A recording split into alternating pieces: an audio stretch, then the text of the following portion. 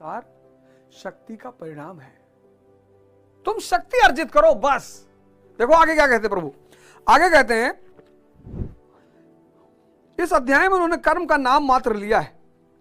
अध्याय के 3 के 9वें श्लोक में उसकी परिभाषा दी और चौथे अध्याय में कर्म के स्वरूप पर विस्तार से प्रकाश डाला है।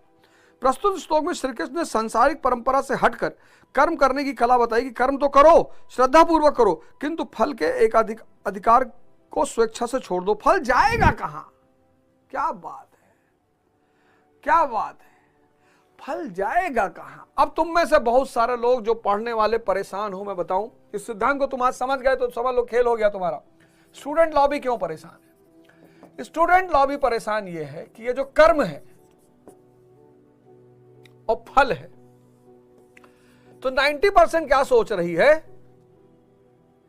कि सिलेक्शन नहीं हुआ तो पापा रिटायर हो जाएंगे, बहन की शादी करनी है, बड़ी बड़ी गाड़ियां चाहिए, सुंदरतम स्त्रियां चाहिए, और दिन भर इसी में उलझा हुआ है।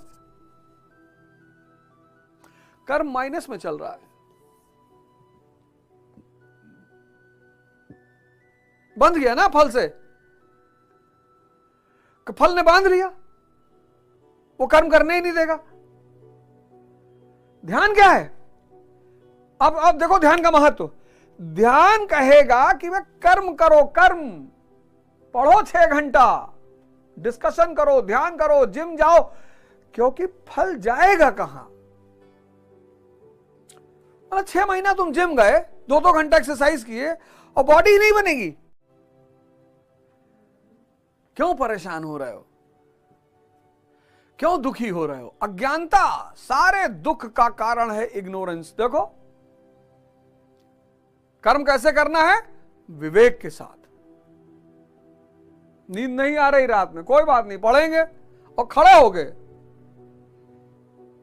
ताश नहीं खेलेंगे, जिम चले जाएंगे, शरीर की ताकत बढ़ रही है।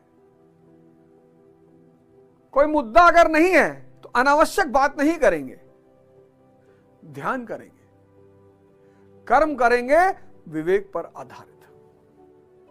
स्वामी विवेक आनंद। स्वामी किसका? सेंसस का, जिसके पास क्या है? विजडम,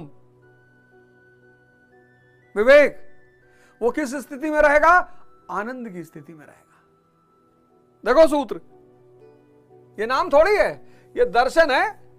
स्वामी किसका? इंद्रियों का, जिसके पास क्या है? विवेक है, आंतरिक रोशनी है।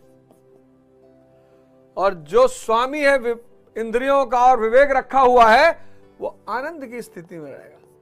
स्वामी विवेक आनंद,